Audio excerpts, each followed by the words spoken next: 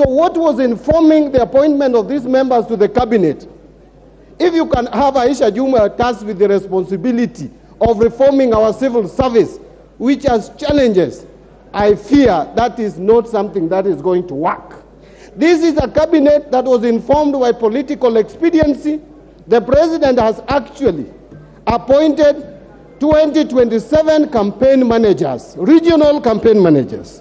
The president is simply telling us that we give him a cabinet that is not going to function because he's ready to run the entire government system, machinery, and structure from State House using advisors. Otherwise, we would not have a cabinet that we have today. The cabinet is deficient in terms of academic, in terms of professional competence, in terms of experience, in terms of integrity. Many people with cases. Look at the case of Davis Chirchir, Mr. Speaker. This is the same gentleman who was removed from office in 2015. Removed from office on matters of corruption. This gentleman, how many Kenyans, if you ask them today, would remember that he was holding the docket of energy? Very few, meaning he left no impact in that ministry. And then you are leaving a lady you have already appointed to the cabinet called Rebecca Miano, who has enough experience, expertise, knowledge, capacity to run the Ministry of Energy, Mr. Speaker. Point of order from Chepkonga. What is the point of order? It's just argument. Point of argument, wasting my time. Mr. Speaker, you know, Honorable Mbadi knows that I know the law. I rise pursuant to Standing Order number 83, as read together with Standing Order number 91, on the accuracy of your information. Mr. Speaker, would it be in order for Honorable Mbadi, who has been sitting in this house, he knows that Mr. Chirchir was never charged in any court of law. He was removed in a very capricious manner. He cannot quote any case here. He is just bringing some market talk from outside. Mr. Speaker, he is under an obligation to be accurate. If he thinks that somebody is corrupt, he should give us. In any event, you had the government the last time. You should have charged him in a court of law. But you cannot just come and engage in a market talk here, in a serious house, Honorable Mbadi.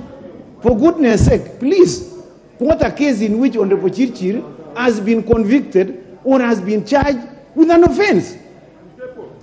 Honorable Mbadi. You know, Mr. Speaker, Honorable Chepkonga is lucky that Chepkut is no longer there. He would lose in the next election. Mr. Speaker,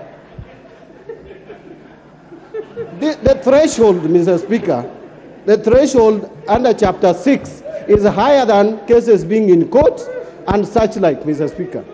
Mr. Speaker, the threshold for approval in this House, we are not a court of law. In this House, we are approving you based on your capacity to hold office. Look at the lady Penina. She is being disapproved simply because she could not talk properly in the committee. And you are telling me that a name that has been brought here by none other than the president as having been mentioned in matters corruption, that person is as clean as cotton. Mr. Speaker, let us be serious.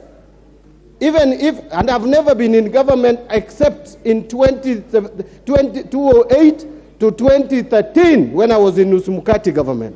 I have never been in government since that time, Mr. Speaker. So, Mr. Speaker, as I conclude, we have a choice to make either decision to reject over 60% of these names or give President Ruto his skunk. Let us not interfere with it. We give it to him. He has asked for it. Let us give him his cabinet. We know he's going to run the government from State House. These are not people who can run a government. Apart from a few individuals who are not even more than 8, the rest are incompetent, unqualified, have integrity issues, are people who cannot deliver this country from where it is to the next level that we want the country to move in. Thank you, Mr. Speaker, and I will oppose most of the names. Your time is up.